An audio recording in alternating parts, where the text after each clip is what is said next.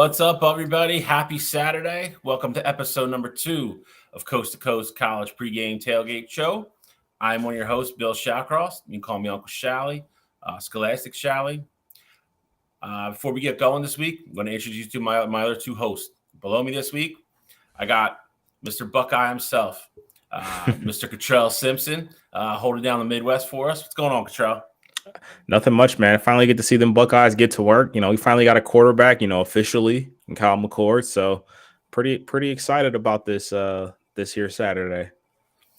And last but certainly not least, before we get going this week, I got to introduce you to Mr. West Coast himself, Mr. Oregon, Mr. Duck, and guy that officially I think has a nickname. I think we're gonna go with I Black Elmore, Mr. Alex Elmore.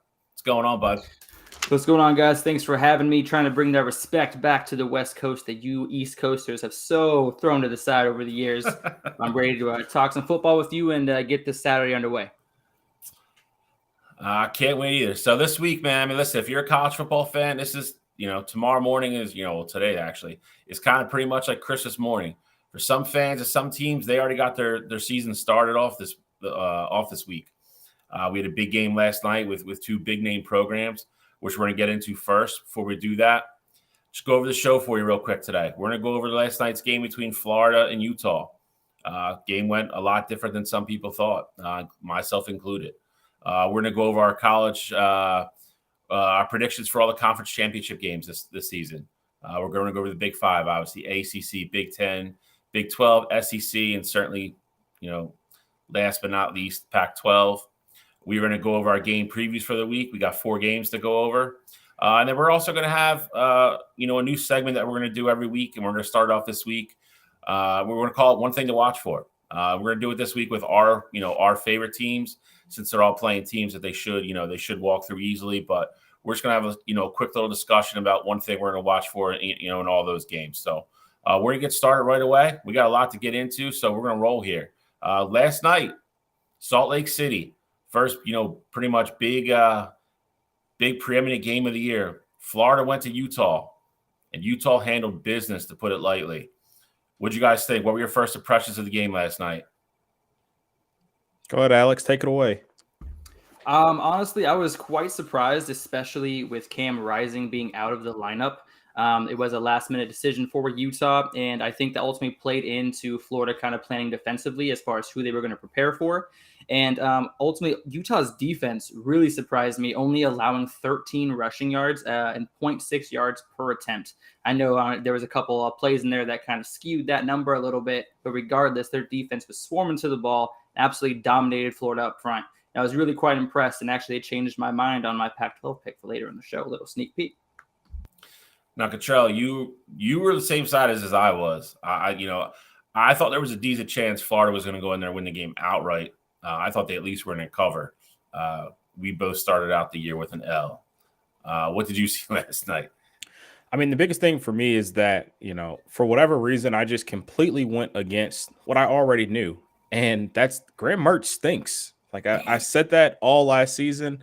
I said it when he transferred to Florida. I didn't understand the quarterback move.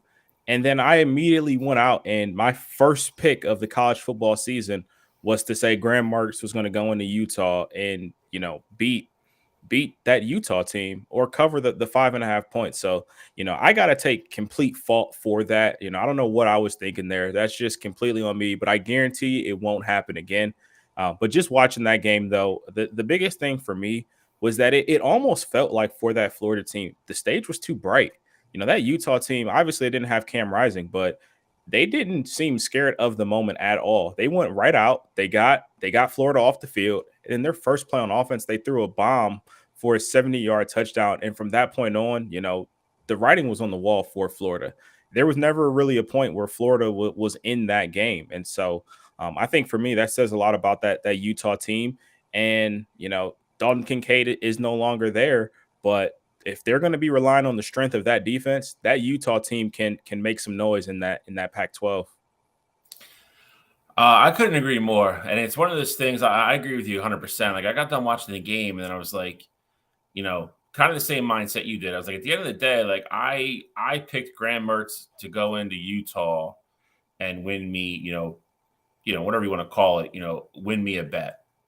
And it's like one of those things in hindsight, you say it out loud and you're like, I mean, how dumb can you be, Bill? Like, and I agree. When some things change, the more they stay the same.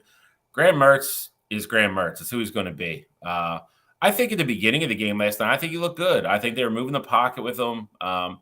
He was showing, honestly, he was showing more athleticism than I thought he had that I ever saw out of him at Wisconsin. But they couldn't get anything going. Everything was a check down. I mean, he averaged like 6 yards, an attempt. That's not going to get it done against a good defense. And Utah did return most of their defense from last year, who led the Pac-12 against the rush, and they did a great job. My biggest thing is, and I'm going to say this, I want to be the first one to say it. I think Billy Napier is on the hot seat. If that is what that team is going to be this year, they are in trouble in the SEC, like in trouble. If that's all they got, if that's all they can do offensively, I don't know what the season outlook is if you're a Florida Gators fan. It's not good. I promise you that. You already mentioned it. I mean, if you look at Graham Mertz's numbers on the surface, 31 of 43 for 333, 1 touchdown, 1 interception, 1 fumble. Not the end of the world. I don't think you could say, he's necessarily the absolute reason they lost the game. But I think if you're being honest and you're looking yourself in the mirror, if you're a Gators fan, he's not going to be the reason you guys probably win too many games this year either. I thought the game plan was terrible. If I'm being honest, Trevor Etienne, their starting running back, who honestly, he's a good little back. 7 carries. You only get him to touch the ball 7 times. It's your point. They hit that. Utah hit that first bomb right. First play of the game to what's that kid's name? Money Parks for 70 yards for a touchdown. It was only 7-0. Florida got to 7-3. It's not like they were trailing by huge amounts the whole game and they had to throw the ball to try to catch up. I thought the game plan was terrible. I thought Florida played scared. I agree that the Utah run defense is great, but I mean, you at least have to, give the impression that you're going to try to run the ball. And it's what you saw in the second half. Utah only had 6 or 7 guys in the box. They just dropped back and let Mertz have all these 3- and 4-yard completions underneath, and Florida had to keep punting. On the Utah side of the ball, though, you got to give a huge shout out to Bryson Barnes. I'm sure all the Utah players knew he was going to start all week. I think it was, a really, really bad kept secret. There was no chance Cam Rising was going to play in this game. But he came out and balled out, man. Did the big thing. He didn't make any mistakes. Didn't cost his team any points. They get a huge home win to start the season. And if that's the kind of play they're going to get from him, until Cam's ready to play, I think Utah's okay. And I agree. I think Utah goes from dark horse Pac-12 pick to, possibly more of a contender. I heard Alex say maybe, changes his pick. And, Cottrell was a little bit higher on them already than other people were. So, yeah, I mean, I think if you're a Utah fan, you got to be as happy as can be waking up Friday morning. And, if you're a Florida fan, I don't know. It could be a long couple months if you're a Gators fan. 100% agree. I mean, I think that's plenty time talking about Graham Mertz, but I want to kind of talk about those games that we saw even last week. We talked about it on the show. We previewed Notre Dame. We previewed USC and San Jose State. Big thing for me was Sam Hartman looked pretty good in his Notre Dame debut. If that's going to be the quarterback play, and I get it, they were playing, one of the academies, and clearly that Navy offense hadn't really changed too much. We thought we were going to see a little bit more of an air raid from them, but they were same old show. So got to give Sam Hartman his credit though. If Notre Dame's going to consistently get that caliber quarterback play, I'm never bought into that Notre Dame hype train because I always think every single year they're going to be overrated. But damn, Sam Hartman looked pretty good in that showing. Yes, I mean, if you're a Notre Dame fan, I think you do take it with some kind of a grain of salt. It's you're playing Navy in a different country, and you're playing Navy, who again is trying to transfer to not a Navy style of football. That being said, if you watch football and your eyes work, Sam Hartman looked damn good. Looked very poised, looked very comfortable for his first start as Notre Dame. quarterback and what's, technically a new system. Like Tommy Rees isn't there.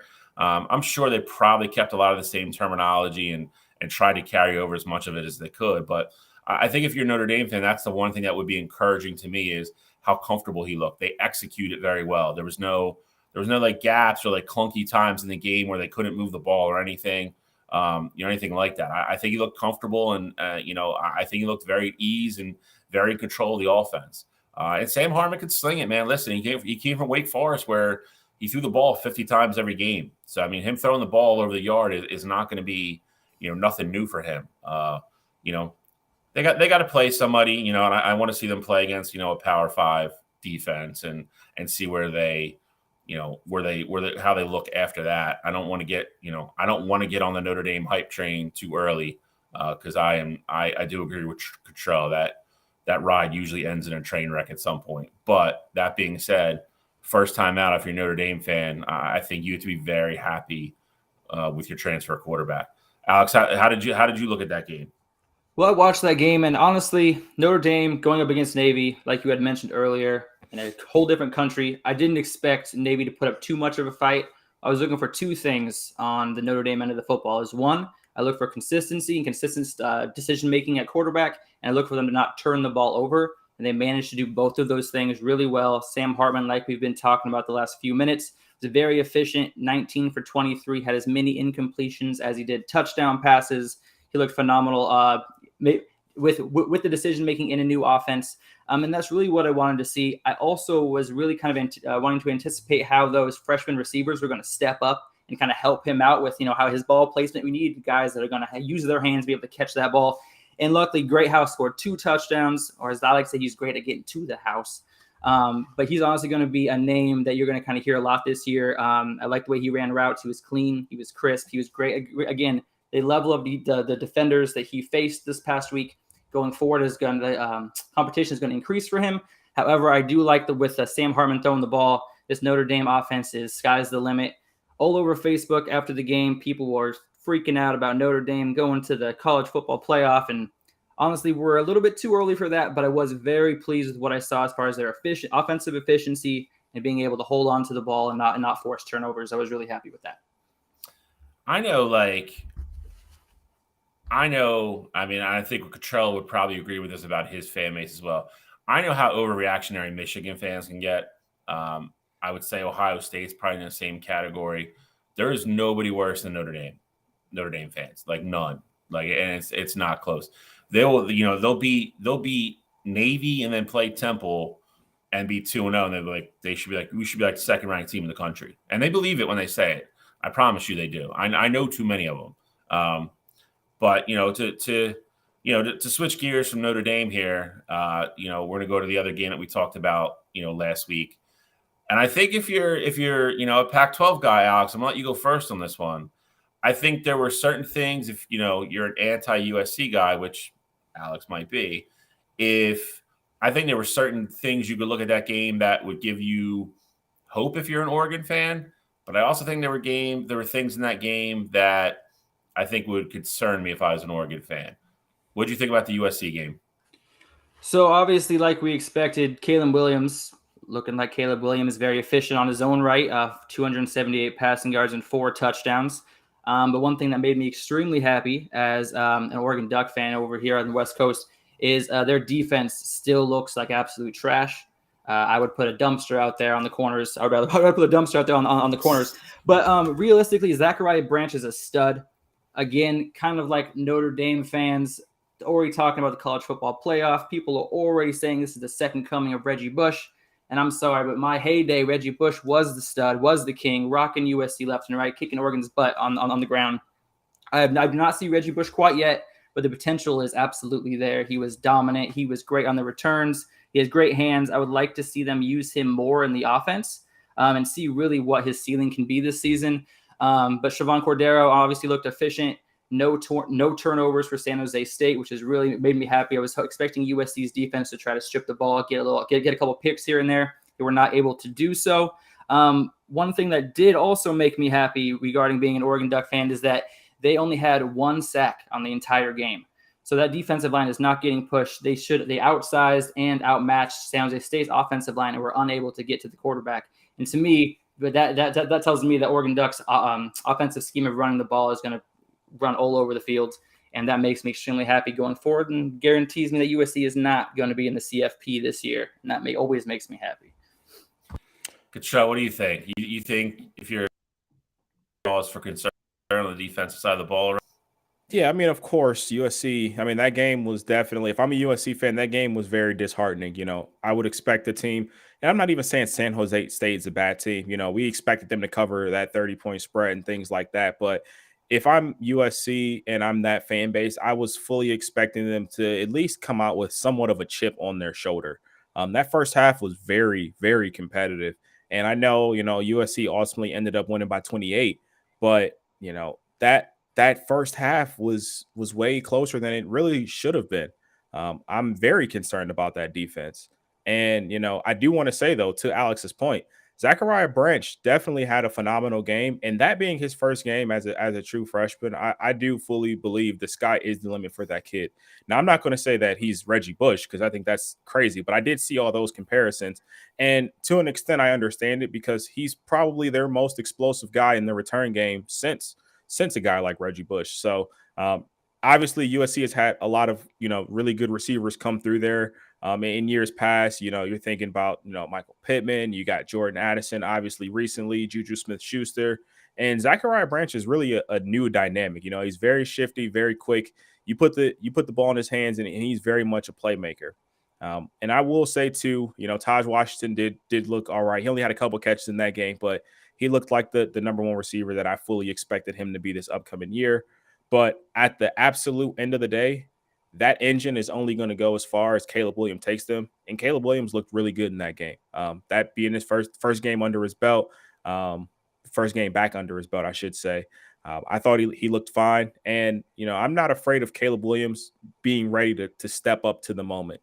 I've seen in games past last year where when Caleb Williams had to put the team on his back, he would go out there and try to be Superman, even if he wasn't feeling 100%. And I don't want to compare USC to the Kansas City Chiefs because that's not what they are.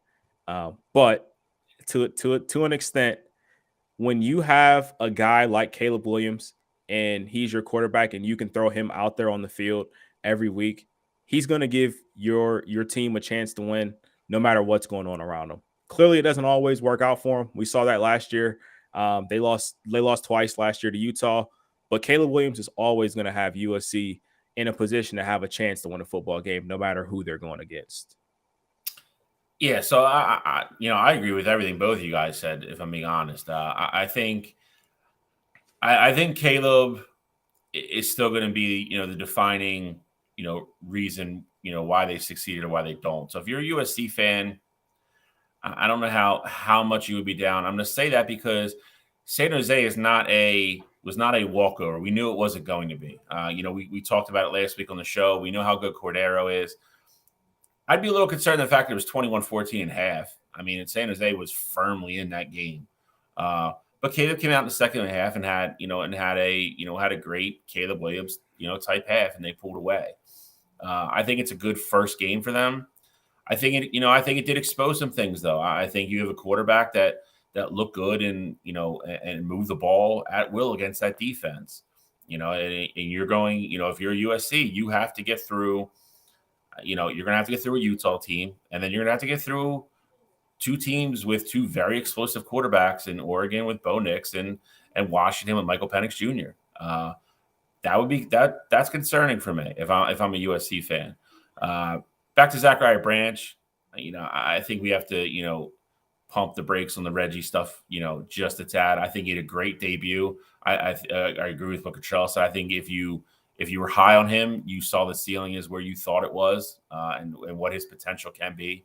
I think he makes Caleb Williams' life a lot easier if he could stay healthy and stay on the field and play that way, because I think it takes some off the shoulders of Caleb Williams. They didn't have a consistent running game last year. It was pretty much, Caleb Williams was going to drop back and either run, make a play, or he's going to find Jordan Addison or one of the guys, and that was their offense last year.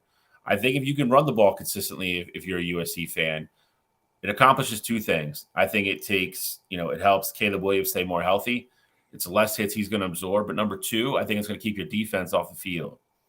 I think it's a situation where maybe instead of scoring 42 points every game, you score 35, you can chew up 6 more minutes of clock because you're running the ball and your defense isn't on the field as much. You're not getting exposed.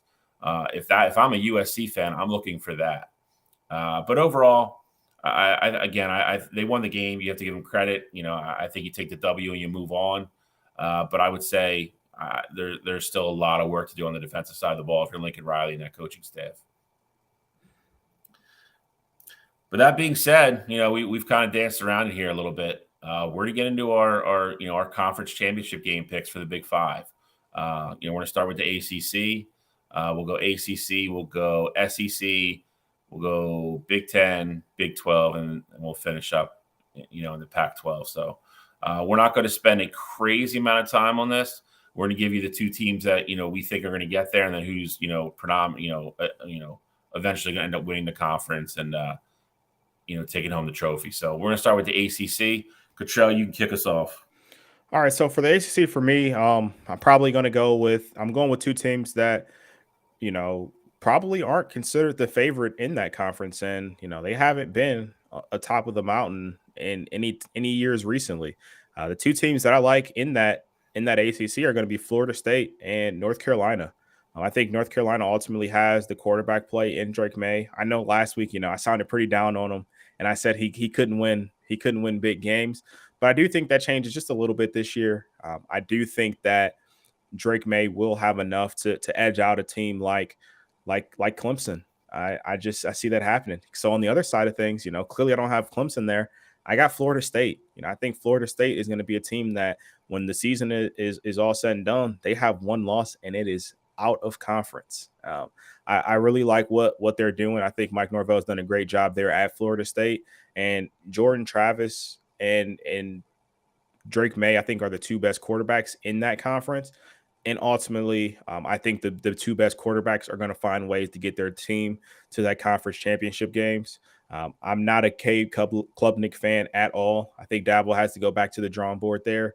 We saw what he could do last year with some limited experience, and so I'm not really a big believer. I think Clemson's defense will be phenomenal again because every year they always are. But we saw the limitations of that Clemson team when they didn't have a strong quarterback at the helm with DJ. So I think it's going to be a little bit more of the same this upcoming year. So I like Florida State versus UNC, and ultimately I like Florida State to come out victorious and win that ACC crown their last year in the conference. So I'm going to agree with you. I'm going to agree with you halfway. I'll meet you halfway on this one. I do agree that Florida State makes the championship game. I do agree with what you said. I think this is Mike Norvell's, best team by far. His first full recruiting class, that he had in. They're all juniors or redshirt sophomores now. That's always when you look for, for the teams to really take that jump. And he's got a lot of those now. You already mentioned, led by Jordan Travis. I think Florida State has the experience and enough, explosiveness out of their skill position players. I think they definitely make the championship game. I think they are definitely one of the two best teams in the ACC. Part I'm going to disagree with you on is I'm going to go with Clemson. I think, and I'm going to go with Clemson for the reason I hate Notre Dame, or I hate North Carolina's defense. I think North Carolina's defense is debatably worse than USC's, who we just talked about. And as much as I love Drake May, I don't. It's tough to ask a kid to go out and have to score 45 plus points every single week to win a game. And I think that's what North Carolina is going to have to do. I love Clemson's defense. I'm going to agree with you. I'm not super high on Cade Klubnik, but I do love Will Shipley. And I think this is a little bit of a different year where nobody's really talking about Clemson and being in the college football playoff, or, a lot of people aren't even picking them to make the championship game. I think this is kind of a sleeper team for Dabo. And I think he's going to, regroup and rile up the troops. And I think they're going to play well. I think that defense is going to win them a couple games. And I think Cade does improve a little off last year, though. I think with DJ finally off campus now, and that whole cloud hanging over who's going to start, who should start, blah, blah, blah. I think with him being the undoubted leader of that offense and moving forward, I think he's a little bit better this year. And I like Clemson to make the championship game. But I am going to agree with you. I think your Florida State Seminoles are your ACC champion this year. All right. Well, looks like we may or may not have an FSU sweep on the board here. But I am definitely going to agree. We do have Clemson. I have Clemson and Florida State playing in the ACC championship. Clemson's defense is phenomenal. A couple question marks on their offense, see how that's going to work out.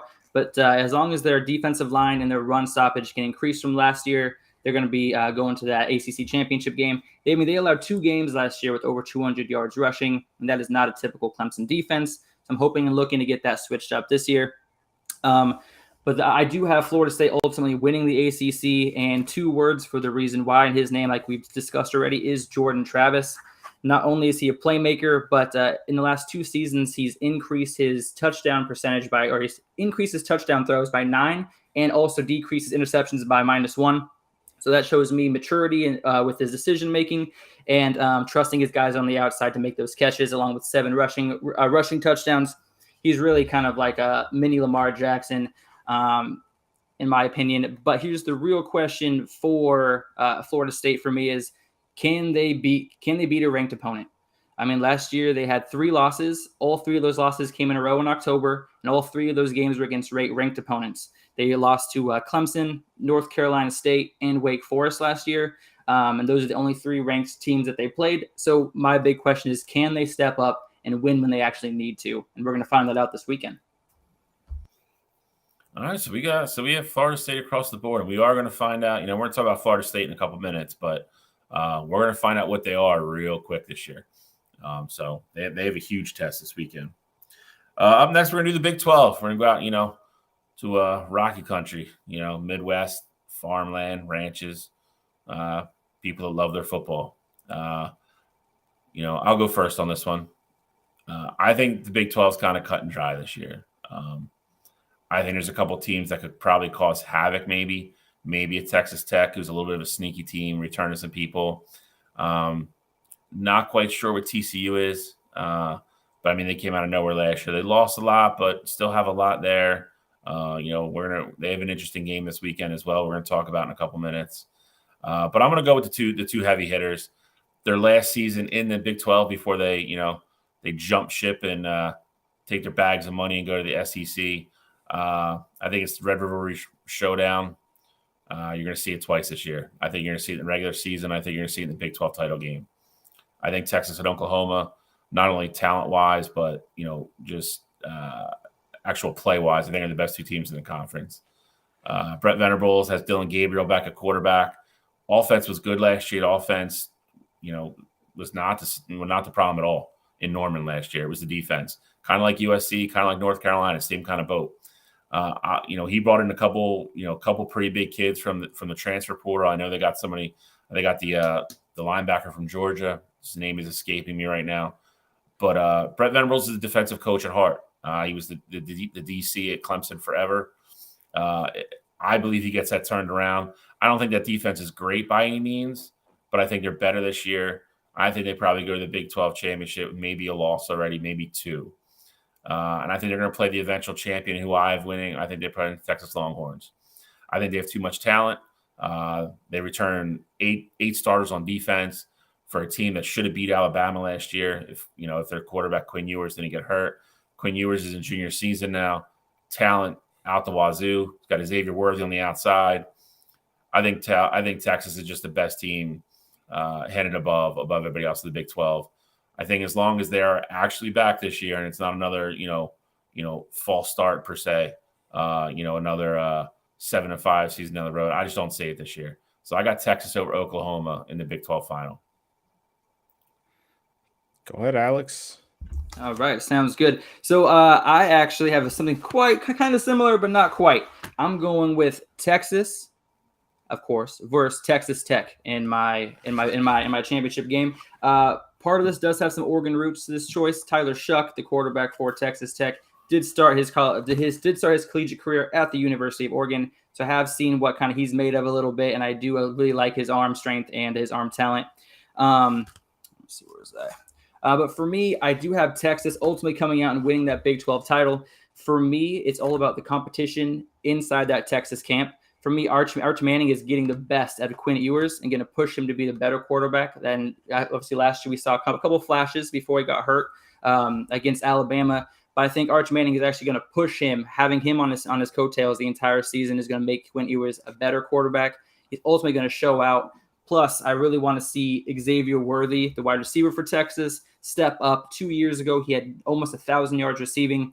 Last year, with just 2 less catches, he had only had 760 yards. So I really would like to see Quinn go to him a little bit more, have him step back up, become that 1,000-yard receiver, give him an ultimate weapon, especially with losing Bijan Robinson to the NFL. Someone's going to have to step up somewhere, and I think he's the guy that's going to do it. Makes a ton of sense. I'm ultimately gonna agree with you guys. Obviously, you saw the show last week. You saw I had Quinn Ewers winning the Heisman.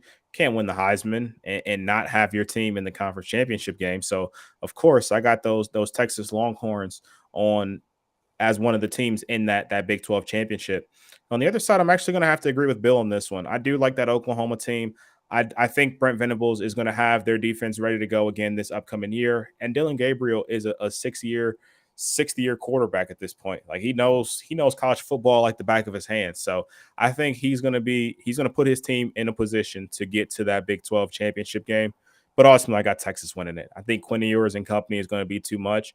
And, I gave my preview last week. I think Texas finds a way into that college football playoff as a one-loss conference champion. So love Texas to have a phenomenal year for all the reasons you guys said. Love Quinn, love Xavier. And I think that defense, is going to show to be a lot better. And if they need to make one stop, I think they will this year. I agree. I think Texas is the class of the Big 12 this year. Here, I'm not going to harp on it. I mean, they got their 2 best players are Big 10 transfers. Just saying. But but we're going to pivot. We're going to call an audible here. We're going to say the Big 10 for the end with the Pac-12. So we're going to go to the SEC next. Alex, why don't you kick us off on this one?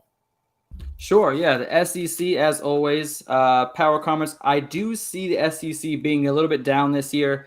I do have 2 teams that we talk about a lot on this show, but as everybody should talk about these 2 teams as they are powerhouses, and they have been for a long time, and they will be for time to come. And that's going to be Georgia versus LSU. I do see Georgia having a down year this year compared to previous seasons, and this year I'm super high on LSU. For me, it is all about Jaden Daniels and what he can do with that LSU team on the ground, through the air. Let me see. Just over the last 2 seasons, he's increased his passing touchdowns by 7 and decreased his interceptions by 7 as well. So that alone is going to already increase it. As if he does that same increase as far as productivity and decision making, and he adds that same exact type of mentality this year, he can really go a long way. Also, we got Malik Neighbors coming back. 1,017 yards receiving, only 3 touchdowns, though. I look for them to have an even better connection this year. Look for him to have almost double-digit touchdowns. Yes, you heard it here first. I don't know if that's really a hot take, but I do have Malik Neighbors going absolutely off this year with Jaden Daniels as well. And Jaden Daniels is slowly sneaking up in my top 5 Heisman race, and winning the SEC title this year over Georgia is probably going to put him in that New York conversation. So you got LSU over Georgia. I have LSU over Georgia, but here is the one kicker that's going to kind of reel me back on my excitement just a little bit, is the fact that Jaden Daniels was sacked 43 times last year. If they don't change that and fix that as soon as possible, that's going to be a problem because we can't have him getting hurt. If he goes down, LSU's season goes down with him. All right, good show. What do you got, bud? So, I think Georgia's going to take care of business on their side of the conference. I know Alex mentioned he thinks Georgia's going to have a down year. I really just don't see how that's going to be possible because I don't think they play anybody. You can talk about, yes, they do have to play Florida. We saw how bad Florida was. Yes, they do have to play Tennessee. I think Tennessee is going to be a little overrated this year. They lost their number one receiver in the Biletnikoff winner, Jalen Hyatt, and they also lost their quarterback, Hendon Hooker. Not a huge Joe Milton guy. I think the arm talent is there, but I just don't see Tennessee being a threat on that side of the conference. And then on the other side, I think it's going to be a bloodbath, and I don't think it's going to be your normal team. I don't think Alabama is going to have a phenomenal year this year. So many question marks at their quarterback position. And I'm going to go with Alex and not picking Alabama, but I'm going to roll with Texas A&M. I think Texas A&M, this is the year where that great recruiting class from 2022, those guys are sophomores now. They got a year under their belt, and they're going to be led by Connor Wegman, who was their starting quarterback towards the end of the season last year. He showed you he can go out there and he can compete with the big boys, and I think he's going to be ready to go this year. And, they have the luxury of their toughest game of the season being against Alabama, and that's going to be at home. So I truly think that A&M team can get some momentum and they're going to build some confidence. And I think they win, that side of the conference. And ultimately, I do think it's going to be the same old song and dance that we've seen for the past 2 years. I think Georgia ultimately comes out on top and they punch their ticket to the college football playoff. So I think the SEC is interesting this year because I think some of it is very normal, what we're used to the last couple of years. And then I also think, the other side of it is, it's going to be a bloodbath. I think we're going to take a bunch of new avenues that we're not used to taking. So I'm going to get the East out of the way. I'm going with Georgia. While I will agree that, I don't think this Georgia team is going to be as good as the last two teams that won the national championship. I don't. I mean, and I know how ridiculously hard it is for anybody to win 3 national championships in a row. I think they're going to give themselves a shot. But that being said, I don't think this team is as good as the last 2 years. But I just don't know who's going to beat them. I agree with Cottrell. If you want to sell me Tennessee, I'm a little biased against Tennessee because I know what Joe Milton is. Joe Milton started at Michigan, had everything handed to him.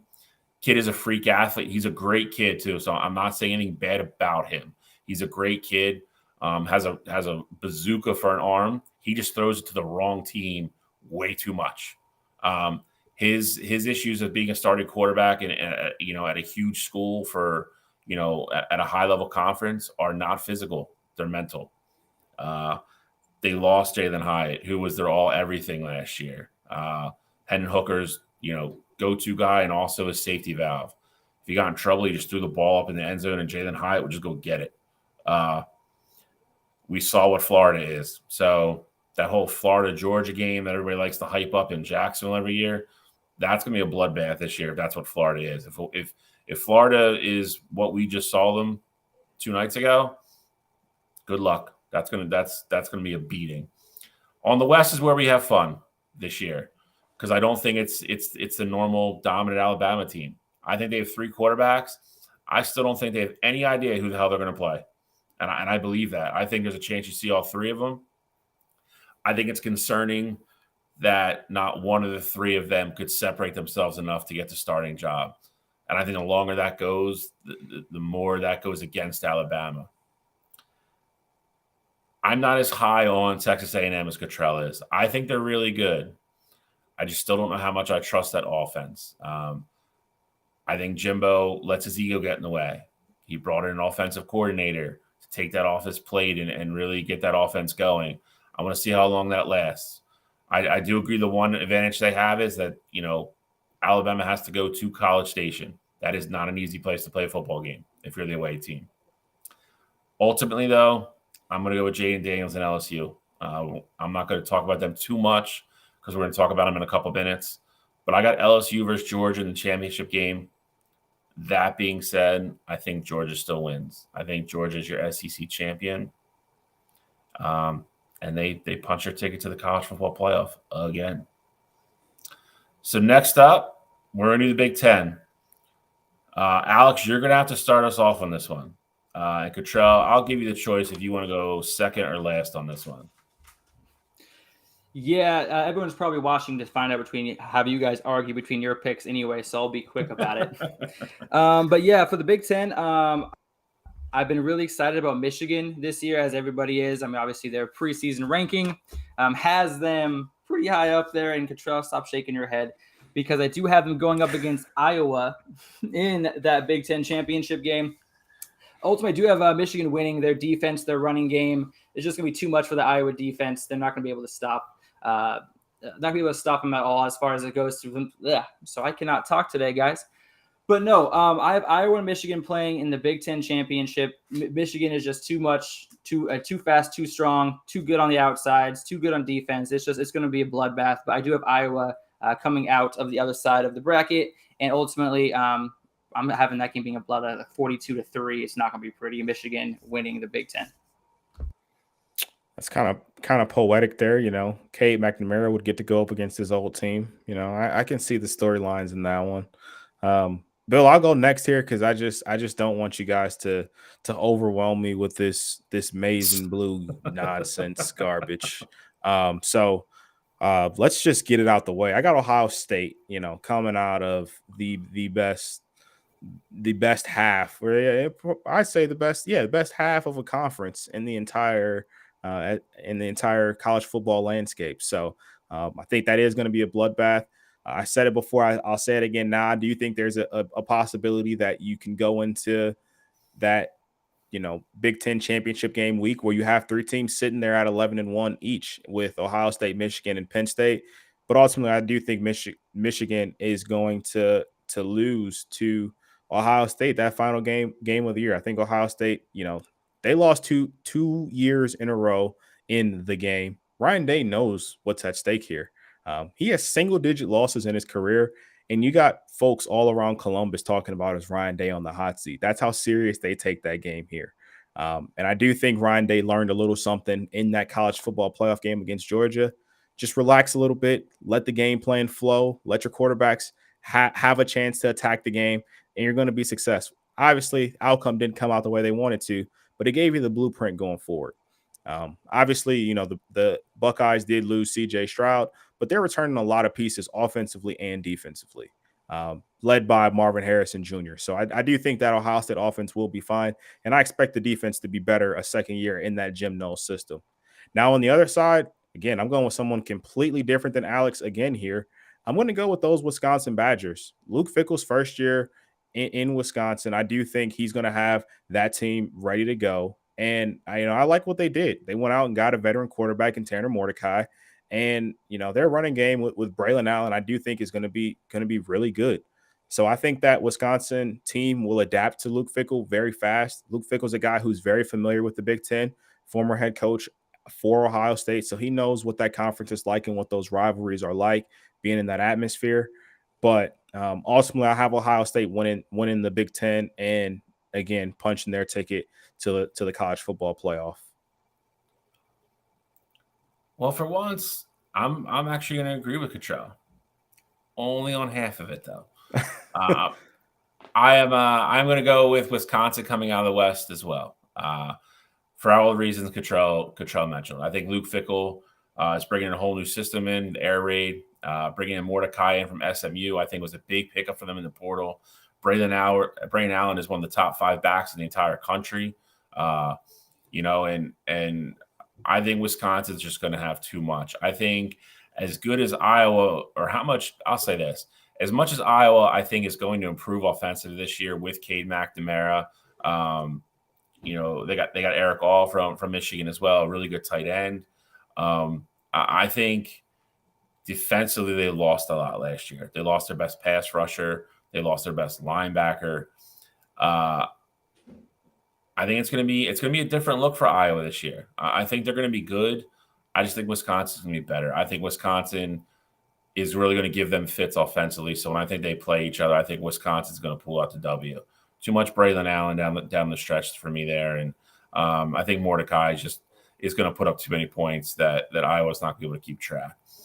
I'm going to go to the East, and I'm going to completely agree with what Cottrell said. I think it's the best division in any conference in the country this year, because I do think you have 3 bona fide teams that you can make a case, some stronger than others, but can make a case to not only win the Big Ten East, win the Big Ten, and also possibly make the college football playoff. I think Penn State's going to be very good. I think Ohio State's going to be very good. I think Michigan's just going to be a little bit better. I think, we have J.J. McCarthy back. I think he's the best. I think he's the best quarterback in the conference. We have the best duo of running backs in the conference in Blake Corum and Donovan Edwards. We have both our starting wide receivers back and Roman Wilson, Cornelius Johnson. Offensive line is reloaded. We still have 2 All-American guards, which is huge. They're not going to miss a beat offensively. And I know the Ohio State fans want to give me Jim Knowles' second year and improvement and all that good stuff. To me, at the end of the day, it comes down to they have to prove that they're tough enough for me. They had all those talented guys on the team last year. They had their Tommy Eichenbergs and all those guys.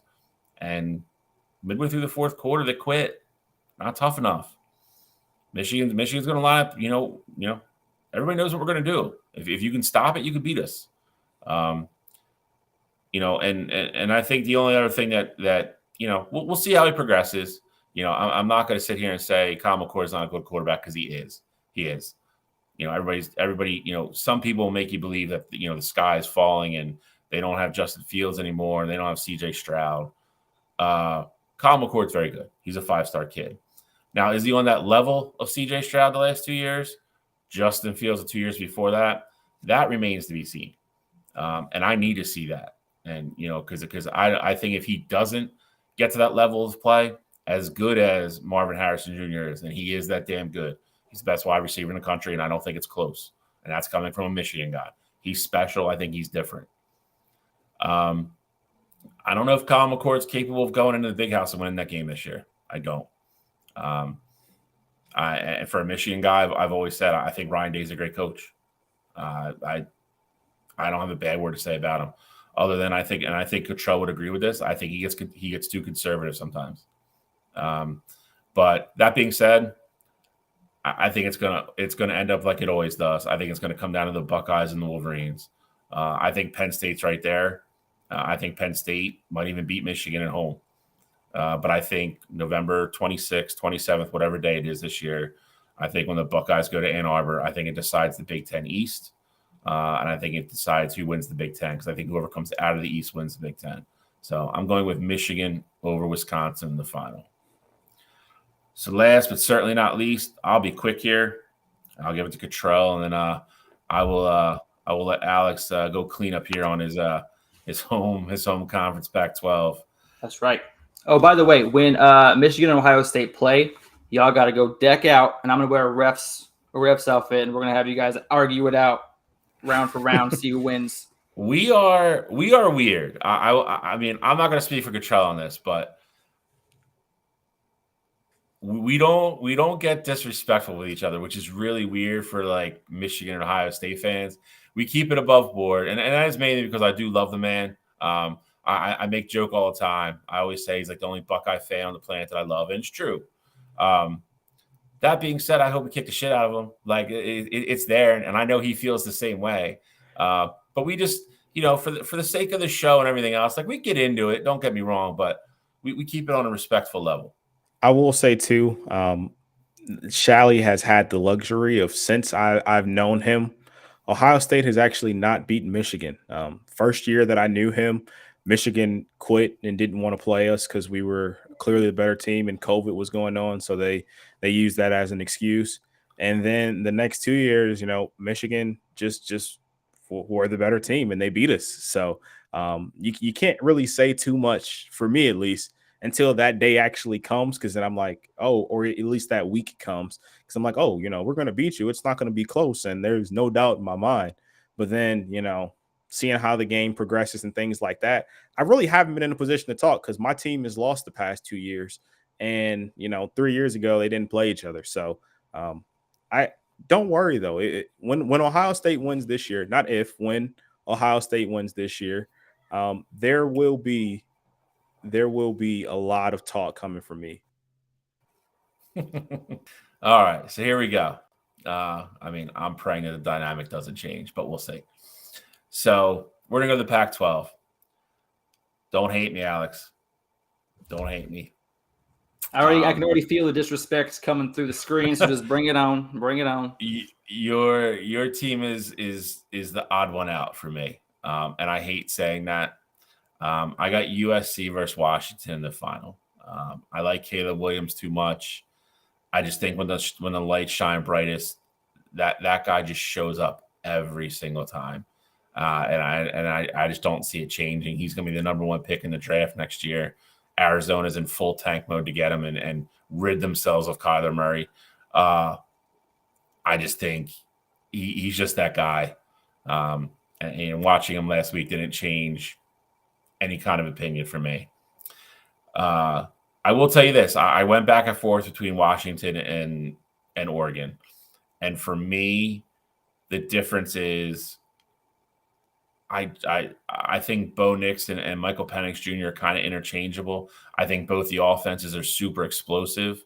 I think both offenses are going to score a lot of points. And I could be wrong, so don't take this with a grain of salt. But I slightly like Washington's defense better this year, and it's not by a lot. So again, 12 weeks from now, I will not be surprised if I'm on here, saying I was dead wrong. But I'm going to go Washington versus USC in the final, and I think ultimately USC prevails in a shootout, run up and down the field, looking like a touch football game type football game. All right, well, Alex, I got your back here, man. I do have Oregon in my Pac-12 championship game.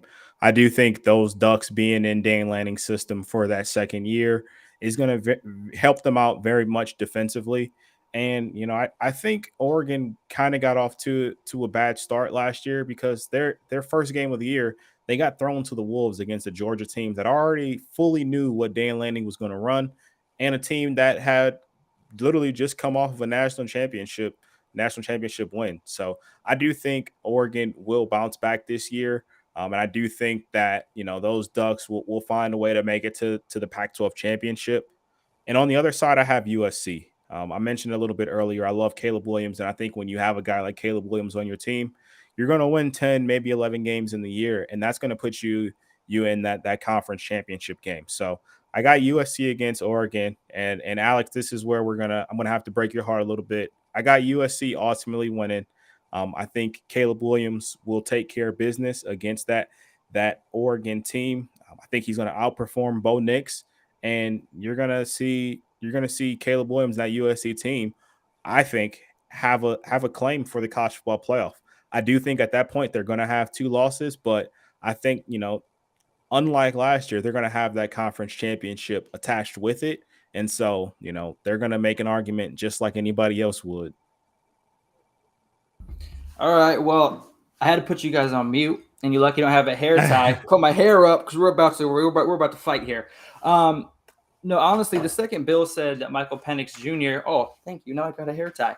So, anyway, the second he said Michael Penix Jr. and Bo Nix are interchangeable, I absolutely almost went bonkers over here on my side of the screen. Bo Nix is an absolute stud. All right, he at Auburn, his very first year as a freshman, he came back against this very same Oregon team that he now plays for and showed us what he's made of. And as an Oregon Duck fan, I hated Bo Nix. I cursed his name for years until he became an Oregon Duck, and now he's my favorite player of all time. You know how that works.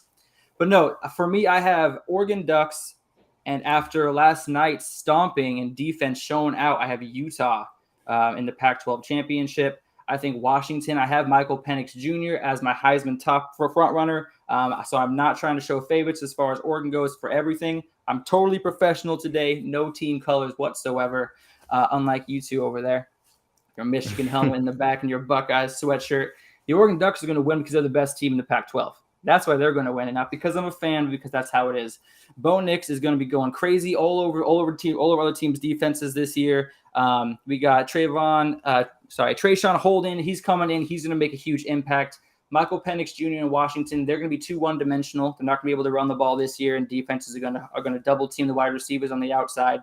And then we got USC. Their defense is they're going to slip up at least twice this year. They play Oregon, they play Oregon State, and who else do they got on the schedule that I have them losing to?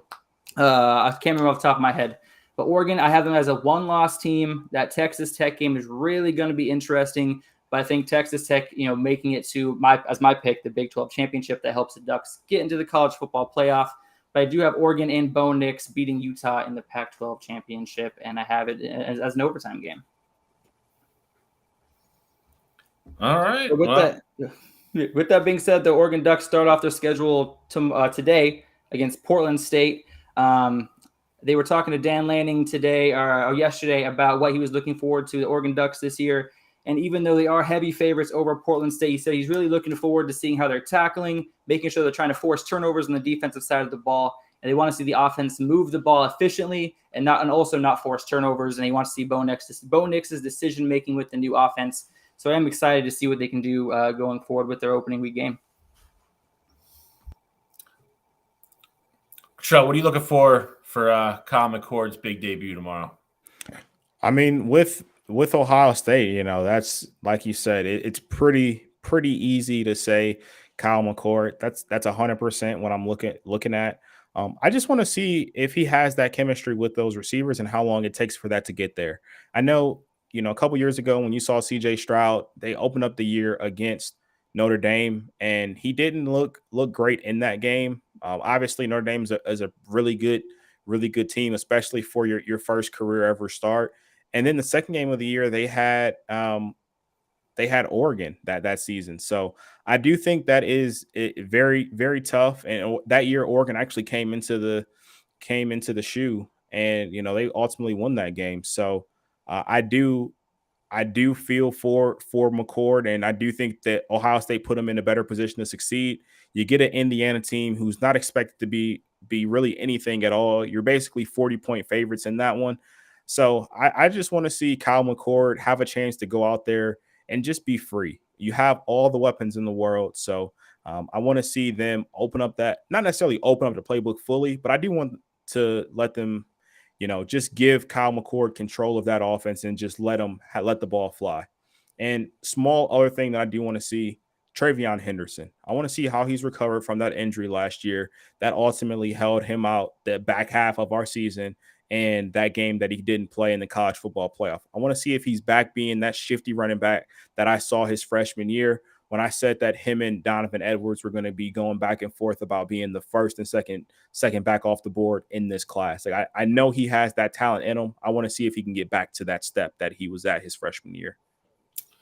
Yeah, so for the Michigan game, I'm going to stay in the same area you are. I'm going to stay in the running back room. I want to see what Blake Corum looks like. Like I said, he was well on his way to being, getting an invitation to New York for the Heisman Trophy last year. Wasn't going to win it, but he deserved to be there. Got hurt in the Illinois game. Couldn't play. Tried to play in the Ohio State game, and it just wasn't going to work. But I want to see how healthy he is. Apparently he's stronger. He's added 10 pounds of muscle. He's gotten a little bit faster, and then ultimately on top of that, I want to see how the running back carries are split between him and Donovan Edwards. I still think Donovan is the better running back in the long run. He's the better pro prospect by far, in my opinion. Cottrell just mentioned it. We've been talking about this a couple of years because the top two backs came out of the same area, and one went to Ohio State, one went to Michigan. Donovan Edwards was for lack of a better term, he was a savior the last couple of weeks of the year. Everybody saw what he did against Ohio State with a broken hand, and then did the same thing in the championship game, and then ultimately in the loss to TCU in the semifinal. So I'm really curious to see the time split there and the carry split, because I don't think it's going to be as predominantly heavy towards Blake Corum as it has been in the past. Because I think Donovan Edwards has earned his fair share of carry. So I think Michigan rolls tomorrow. Got a couple guys out with the coaching suspensions.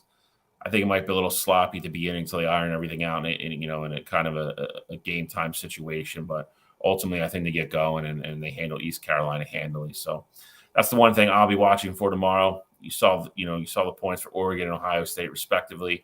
This is something we're going to do every week. It probably won't be our home teams every week. It'll probably be games that maybe we're not going to do a full preview on, but games that we still definitely want to mention on air and talk about for a brief second here and there. That being said, we're going to go into our game previews now. We're going to go game previews, then we're going to pick them. So first game we're going to talk about is going to be in Happy Valley later tonight, 7:30. It's going to be a whiteout game, Penn State versus West Virginia. Cottrell, I'm gonna side to you here. I'll let you go first since you are a Big Ten guy like myself, and then I will chime in a little bit, and I'll let Alex clean this one up, and then we'll go to the next game. Yeah, so I think this game's going to be a blowout. I like Drew Aller in his first, start fully with that Nittany Lions team. I think he's gonna have a great first game, and I fully expect him to take care of business in that game. I like Penn State to win by 20 plus. I think they cover think the spread was at 20.5. I think they covered that rather easily. And West Virginia really doesn't make this game close. I'm not going to disagree with anything you said.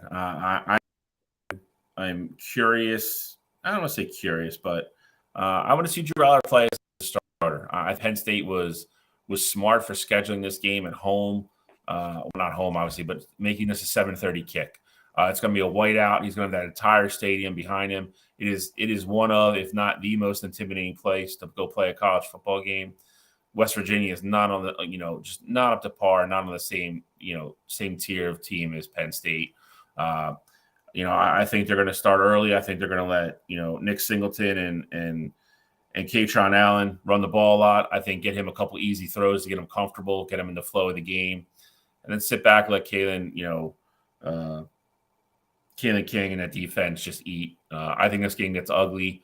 I don't think Drew Aller even finishes the game. I think he's probably pulled. So I like Penn State big here as well. I think they just run all over West Virginia. Drew Aller has a pretty good game, as his debut as a starter. And Happy Valley will be rocking later tonight.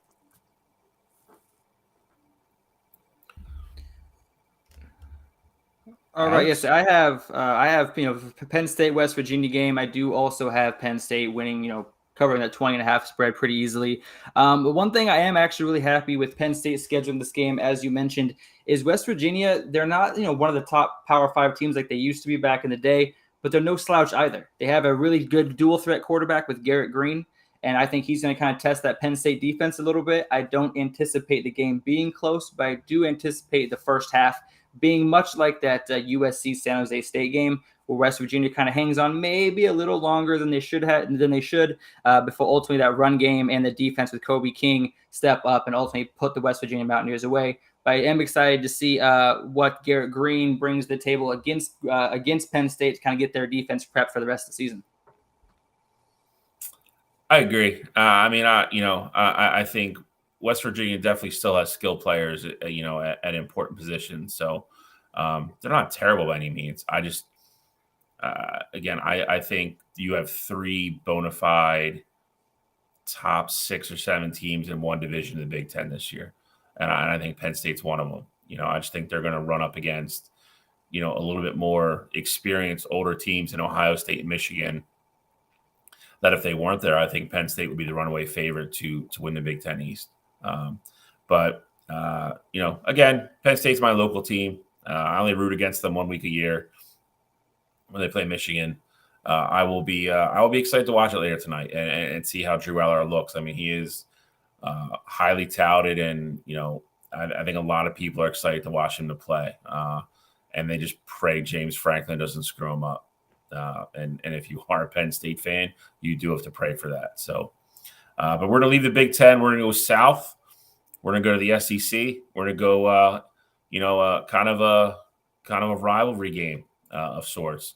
We're going to go to Charlotte, North Carolina, where this game is going to be played at Bank of America Stadium, home of the Panthers. We're going to go North Carolina Tar Heels versus South Carolina Gamecocks. Alex, you know what? You can start this one. Give us some SEC knowledge and prediction here. Yeah, no worries. So we're going North Carolina versus South Carolina. For me, this game is more about unanswered questions than it is about the game itself. For me, it's not North Carolina versus South Carolina. It's May versus Rattler. For me, it's can Rattler cut down the turnovers and play consistently? And can he win a big game? I mean, they're on a 4-game losing streak. Rattler's got something to prove. He needs to cut down on his turnovers to be, put his name as a household name again and become, part of the talks of that Heisman race. Obviously, we've seen what he's capable of, and we know what Drake May is capable of. But for me, it's whichever one of those two plays the better game is going to be the team that wins. Because kind of like last year, they both are very similar offensively and defensively. One of them was 34 points a game and versus 32, and defenses were allowing 30 versus 28. So essentially, statistically wise, they're identical teams. And for me, whichever quarterback plays best is going to be the team that wins this game. And I have Drake May as my number 4 Heisman spot right now. If Rattler and South Carolina can pull off the upset here, which it's not that big of an upset, I think it's only 2.5 points, then Rattler will definitely replace May on my top 5 Heisman list. I agree with everything you said, so I'm not going to take too much time here, and I'm going to spew a couple tidbits here. Then I'm just going to let Cottrell go. I agree. I think it comes down to, do we get the Spencer Rattler we got the last 3 or 4 games of the year last year for South Carolina, or do we get kind of old Spencer Rattler, the guy that lost his job at Oklahoma, transferred out, kind of had to rebuild his career? I think we know what we're getting out of Drake May. I think he's going to play well. I do agree with Alex, and I think these teams match up very evenly across the board, both offensively and defensively. I think, while I agree, I think it kind of depends on which quarterback plays better. I think it's which defense steps up.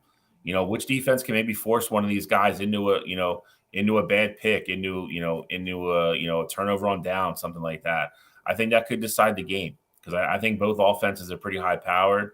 I think both defenses have, they want to play bend but don't break defense, but it's I don't think neither one of them are even there yet. So I think it might come down to who can get a stop. So I think I think this is a fun game to watch. I will tell you that later this afternoon. I think if you want to watch a game, with a lot of passing and a lot of probably scoring, over under on this is a little bit lower than I thought it was going to be honest. But this will be an exciting game to watch. So I'm going to side with South Carolina as well. I just don't trust North Carolina's defense at all. So, but I'll give this to Cottrell, and he will clean this one up for us. Yeah, so I'm rolling with South Carolina in this one. I think Spencer Rattler showing you at the end of last season exactly what he is, and I think that maturity for Spencer Rattler has finally started to come out. I do think he is going to be a leader on that South Carolina team. I think Spencer Rattler had all the momentum in the world last year, and he would have had the ability to ultimately decide to go to the NFL last year. Now, by no means was I expecting him to go and be a first round pick or anything like that. But I think if he was, truly not focused on getting better and improving himself, I think he could have, once the NFL, been drafted and found himself on a roster spot. But instead, he went back to college. He put his head down and he went back to work. And I think you're going to see that in this game. I think Spencer Rattler is going to become a household name. And I think South Carolina is going to have a little bit of a chip on their shoulder because of, those wins they had late in the season last year against Clemson and against Tennessee. And North Carolina is the team that's ranked currently, and they went on that 4-game skid at the end of the season. So I think South Carolina will have that chip on their shoulder. And I think Spencer Rattler ultimately is going to be the one that leads that Gamecocks team to a win. I think it's going to be a close game. I think it being, I guess it's still technically a de facto home game for North Carolina. It's in Charlotte, but it's not going to be on campus. 2.5-point spread. It's always a dreaded 2.5 one way or the other. But I think it's a very good game. Like I said, I think it's going to be exciting to watch, and you are getting two of the better quarterbacks in the country. So tune into that one. That one is later this afternoon. We're going to switch gears. We're going to go to like an interconference matchup here, which kicks off a little bit at noon, a little bit early for two West Coast teams, honestly. We're going to go with TCU, 21st ranked TCU Horned Frogs, versus the new, hopefully improved Deion Sanders-led Colorado Buffaloes. I will go last on this one. Cottrell, I'll let you kick this one off. Yeah, so I think this game, to me, it's not being looked at in the correct fashion. I do think that obviously TCU coming off of their huge season last year, you also have to realize that offensively they lost their starting quarterback in Max Duggan. They lost one of their top 2 running backs last year in Kendre Miller. They also lost Quentin Johnston as well. I think that's a lot for a team to overcome. And I fully understand this Colorado team is going into this season in reality with no expectations. I understand the expectations that everyone around is putting on this team because of, Deion Sanders being there and how he talks and things like that. But I think I really think that Colorado did a good job of attacking this past offseason. They hit the portal hard. They got 53 kids, new into that Colorado system. And I love what they did with it. Their coaching staff. They brought in Sean Lewis from Kent State, their head coach last year, who led, one of the fastest fastest paces of offense in the entire country. And that led Kent to have a lot of success last year. That he also brought with him 2 of their starting offensive linemen. So Colorado last year, their offensive line was absolutely horrible. Now they got 4 guys that have experience under their belt who are quality players. And so I do think Colorado is going to be able to hang with this TCU team. I think this is going to be a great, big noon kickoff caliber game. And, I know the spread's 20.5. I'm going out on my branch and I'm picking Colorado to win this game outright. I think Shedeur Sanders puts his name on that world stage, and you're going to be hearing way too early talks of, is Shedeur Sanders really a Heisman contender? I don't think so, me personally, but I'm saying you're going to hear that noise after this game is over and Colorado beats TCU. Wow. What you got, Alex? I'm gonna go last on this one. Man, I was sweating just listening to all that. So let me just start off by saying the simple fact: Colorado has had 2 winning seasons since 2005. My man, 2. I get the whole transfer portal. I get the new coach. I get the new offensive system. Shoot, they brought in Alabama's defensive coordinator, right? I mean, Yep. This team is brand new. Nobody knows what to expect. But here's one thing about TCU. They just came off of a national championship loss. That's the ultimate chip on your shoulder. And not to mention Chandler Morris, they saw him as better than Max Duggan last year because he actually started as the starter until he got his knee hurt against Colorado last year. So I don't see that big of a step back at that quarterback position. I think coming off this injury, if he can stay healthy, TCU is actually going to be in talks with that Big 12 further into the season than we anticipate. But I do agree with you. I do have Colorado obviously over that 3.5 win projection that they're slated for. I think they're a much better team than that. But being a new team with that many new faces, that many new players, I think it's going to take 1-2 weeks to gel and actually get on like the same page with everybody. I think by the time they get to Colorado State, they're going to be rolling on all cylinders and showing people what they're made of. And I do see Shedeur Sanders. He had 3,700 passing yards last year with 40 touchdowns, only 6 interceptions.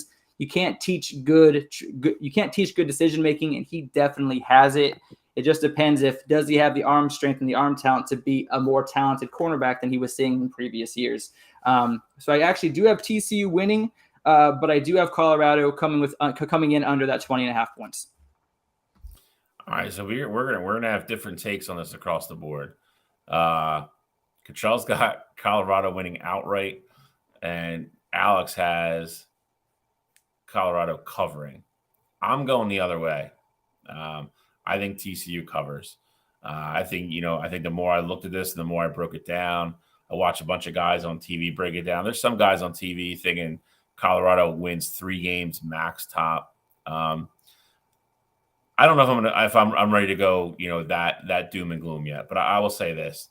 This is obviously going to be Deion's first crack at being head coach of Colorado, making a statement, going out, just showing the country that this is a new era of Colorado Buffalo football. Alex mentioned the one thing, they've had 2 winning seasons since 2005. He was brought in and paid money to change all that around, get them back to being competitive. They're going to go back to the Big 12 next year, which I actually think was a good move for them recruiting wise. They brought in 87 new kids. They have 3 returning scholarship kids that stayed with the program. I know they brought in, new coordinators. Cottrell mentioned that. I get all that. It is a ton of turnover. It's a big change for a lot of kids in one season. I'm not saying Deion's not capable of doing it. We're going to see, though. I mean, Jackson State to Colorado, it is a big jump. And it's a big jump that I don't think people are giving enough credence to. He's playing Pac-12 football this year. And I think he was very successful at Jackson State because he got a lot of kids to go there because of who he was. And that's to his credit, to learn the game from him. But they were playing against kids. He had a couple 5-star kids on his team that were playing against kids that were not recruited by some schools. That's not going to be the case. I think Shedeur Sanders is great. I think he has all the physical tools and the ability to be a very good quarterback. I agree with Cottrell. I think he is. If you'll be real honest, I think he's in that dark horse category of probably 4 or 5 guys that maybe stays in the Heisman hunt a lot longer than people think they're going to right now. That being said, the big key for me is the guy that Alex mentioned at the end of his preview, Chandler Morris. This guy was having a great game against Colorado when he got hurt at the beginning of the second half and hurt his knee. This guy was going to be the starter last year. He was a starter. He beat Max Dugan out, in spring ball for the starting job. He's a very good quarterback. They did lose Quentin Johnson. I know they lost a couple pieces elsewhere. They have a lot of guys back on defense, though. So I think this is going to be a struggle for Shedeur Sanders and that Colorado offense. I think you're going to see flashes. I think you'll see plays where you'll see the crazy athleticism that he has and the flashes of brilliance. I just don't think it's going to be enough. He's not going to be able to do it consistently enough with what he has around him to keep Colorado in this game. I think TCU rolls. This game is at home at TCU. It's a weird kickoff time. Not to mention, they're going to kick off at 10 o'clock local time here. So when it's noon for us, right after the show's over, it's 10 o'clock outside of, right outside of Fort Worth where TCU is. It's a weird kickoff time. I hate that for a visiting team. And I think TCU is going to be ready to play. I think TCU rolls in this game. And I think this is kind of a rude wake-up call and a little bit of a reality check for what Colorado is going to be up against this year in the Big 12. So last but certainly not least, the biggest game of the weekend. They actually play tomorrow night. They're going to play this game in Orlando, Florida, Camping World Stadium.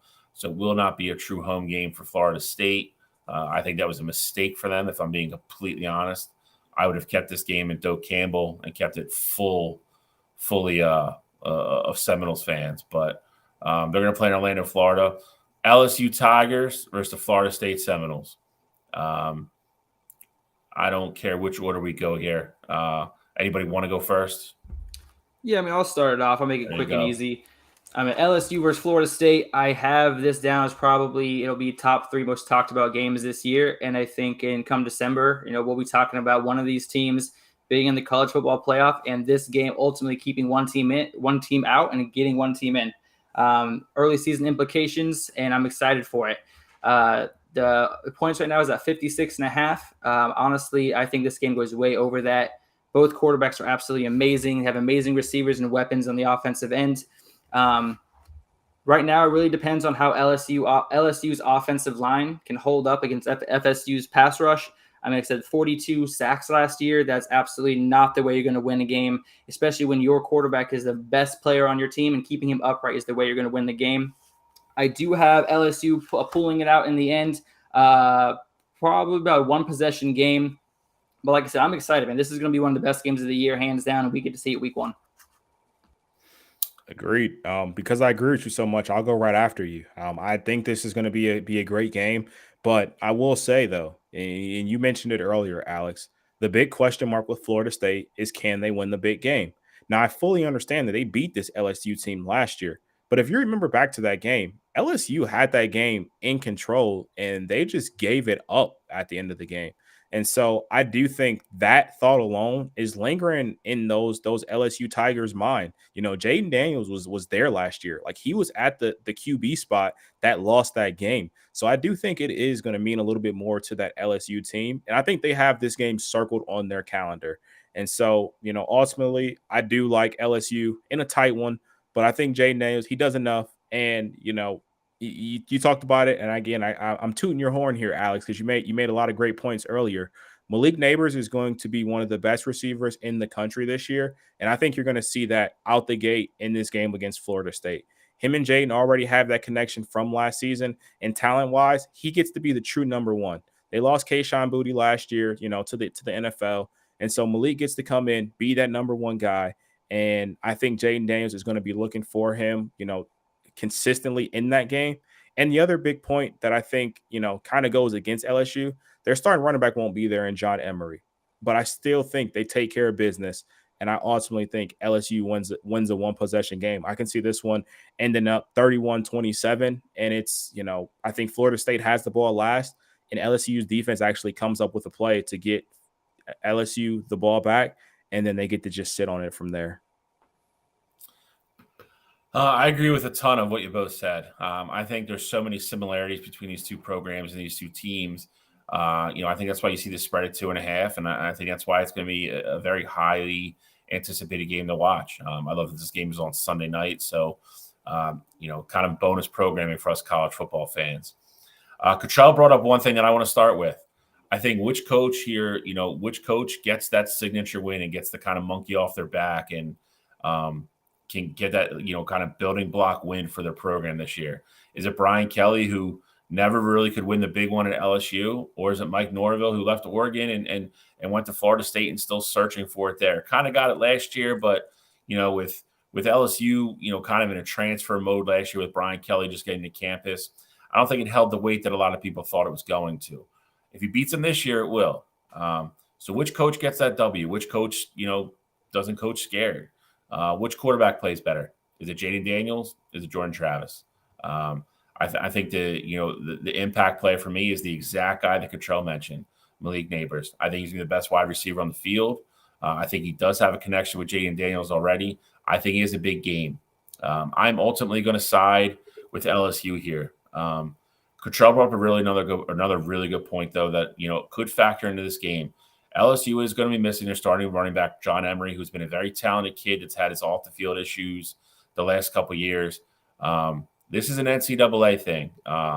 Brian Kelly really hasn't talked too much about it because I think he's kind of pissed off at the NCAA because he's been nothing but exemplary and very complimentary of what John Emery's done from last year to this year. Got all his academics straightened out. He straightened up his attitude. He's apparently become a leader in the locker room. He couldn't say enough good things about him. He was very, for lack of a better term, he was very pissed off that he's not playing in this game tomorrow night. Sorry. So that's a loss. They're also missing their best defensive lineman in Mason Smith, who is potential to be top 15, top 20 pick next year. That being said, as a whole, though, I like LSU's defense better. I think Florida State had to struggle stopping, not only the run but giving up big games in the pass play last year. We already mentioned Neighbors. I think he has a game and then some tomorrow night. I like LSU. I do think it's a close game. I think it's a great game. The best part about this for me is both these teams took this game. I don't think it ruins either one of their seasons, whoever loses. It's not going to be a conference loss. Whoever loses the game still has their way to the college football playoff if they win out and, has all their other goals ahead of them. So I think it's going to be a really good football game, two really good teams, two top 10 teams. And I'm really looking forward to it. Like I said, I'm glad it's on a Sunday. It's bonus football for us college football fans. So I'm going to go LSU as well. I'll go 33-30. I see it very similar to Cottrell. I think it goes down to the wire, and I got the Tigers, the Bayou Bengals coming out on top. So from here, the only thing we got left to do is pick them, and this is how we're going to do it. We're going to do it if you've watched me and Cottrell before on Wire to Wire, we're going to run it the same way we do there. We're going to pick 3 games every week, and then on top of that, we're going to take a super dog pick. To become a super dog pick, the spread on the game has to at least be 15 points. And if the underdog covers those points, however many they cover that spread by, you get bonus points. If they win the game outright, you get the entire spread that they covered plus how many points they win by. So if you get a super dog right, which, me, Cottrell, and Gene, we all got, I think we all got 2 right last year. There's definitely more than one. Yeah, it was definitely more than one. You can rock it up to standings. We will keep the standings separately, and what I mean by that is we'll keep the normal picks in one standings, and then we'll add the super dogs in as well. So I will go last this week. I'll let Cottrell go second. And Alex, since you are new to this, I will let you kick off the first week of Pick'em, sir. All right, so this week, obviously week 1, typically you have those power teams playing some subpar competition, kind of ramping up for their main schedule. However, this week, my super dog will be San Jose State Spartans over Oregon State. They are 16.5-point underdogs as of right now. This is not about me not liking the Beavers. This is not about me not being an Oregon Duck fan or anything like that. I watched San Jose State play last week. I saw what they were capable of. I saw them fight like dogs in the first half against USC, and I saw them show what they were capable of, which is a team that can compete with the best teams in this country. Now, I'm not saying San Jose State is one of the best teams in the country by any stretch of the imagination, but they're a team that deserves more respect than this. And this is DJ's first game with Oregon State. It's going to be in San Jose State. Like I said, San Jose State's already kicked the tires. They've already seen what their defense is going to do against a Heisman quality candidate as far as that quarterback, Zachariah Branch, against them as far as defensive scheming. I think that going up against Oregon State is going to be such a big drop in competition level from USC that they're going to see this as an easy win for them. And I have San Jose State actually completely winning this game and starting off the season at home the right way. And I have the game, what was it, 31-25, I believe is what I had the game as, in favor of San Jose State. Perfect. And what are your 3 normal picks? Yeah, so my 3 normal picks, they're going to be, what we see, we got TCU, we got South Carolina, and then LSU as well. All right, so we went over all yours. Okay. Go ahead, Cottrell. So my picks for the week, I like South Carolina covering the 2.5-point spread against UNC. We already broke down that game. Not going to go into too much detail there. I like South Carolina to win the game outright, but the 2.5 points, take them. I think it's easy. In that game specifically, I would take the money line just because I am pretty confident there. But if you want to lay the 2.5, so be it. Second game, I like Utah State at Iowa. I like the under. It's at 40. It was at 44.5 last I looked.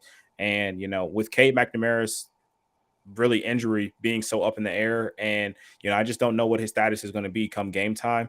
Iowa already, plays that really tough and gritty defense. I do think Utah State will be, struggling to score the ball. And so I do think, with Cade's, lack of availability, even if he does play, I don't think Iowa's going to try and have him out there doing all kinds of crazy things. So I do like that game staying under 44.5. Last game I like Clemson minus 12.5 at Duke. I know I just went over my ACC preview, and I wasn't a big fan of Clemson this upcoming year, but I do think they're going to take care of business against that Duke team. I think that defense is going to show out, and I think Will Shipley's going to have a day. I could see that being a game where he has, 2, maybe even 3 touchdowns in it, and I think they roll that Blue Devils team. And then my super dog pick, I am rolling with those Colorado Buffalo. I already mentioned earlier, I think they're going to win outright. So cover 20.5 here. I think that just would be the best play of the week for me. All right, I'm gonna rip through mine here because I share some with both of you guys. I'm gonna start with Clemson Duke. I am taking Clemson minus 12.5, just like Cottrell said. I think Klubnik, I think Will Shipley, those guys will show up. I think the defense is going to be suffocating for Duke, who struggled at times last year to score points at all.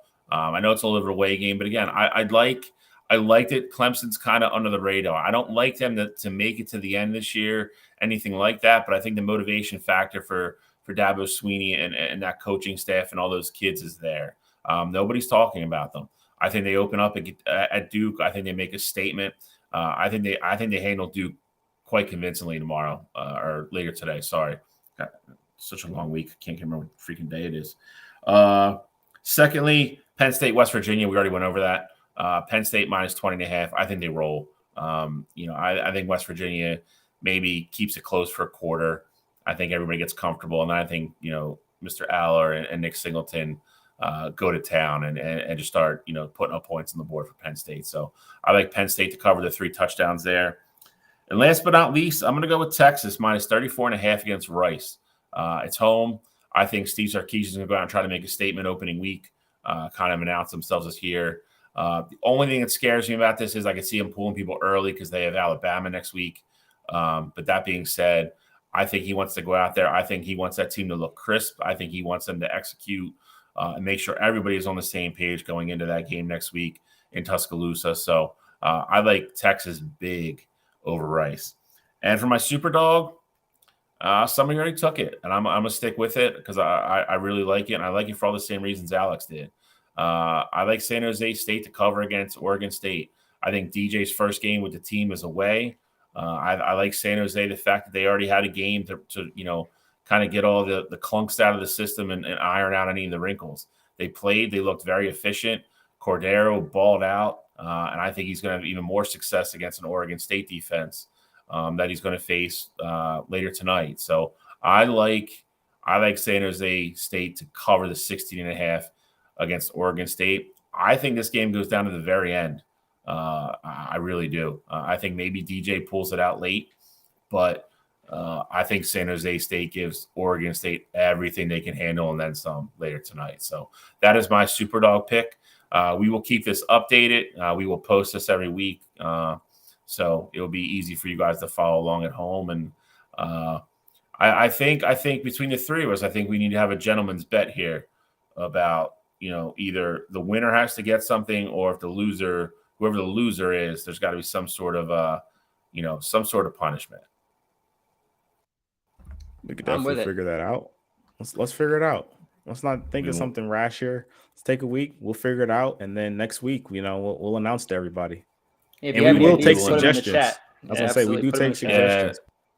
By all means, fun or anything like that you think would work. By all means, plop it in the comments, and we will discuss. And we'll get our we'll put our heads together, and we'll announce it next week when we do the standings. That is our show for the week. Again, so happy to be here, sharing this with Cottrell and Alex, all the college football fans out there. It's Christmas Day, man. I can't wait to turn this off and go sit on the couch and watch a whole bunch of football. So I'm excited. You guys have anything left to say? Anything closing remarks before we get out of here? No, I think we've said it all. And as always, go Ducks. Oh yeah, we definitely have to get a go Bucks. You got the wrong letter. You were right at the end there. Ucks, you got a B, not a D, But I hear you. You tried. Definitely go Bucks in this one, and can't wait for next week. Recap all this madness that's about to happen. Yeah, recap madness, and we got a huge one next week. I know LSU Florida State is a big game, but Texas, Alabama next year is a heavyweight fight. So that's going to be great. As always, I'll be saying go blue. It's episode number 2, Coast to Coast, College Football Pregame Show. We are out of here. See you guys next week.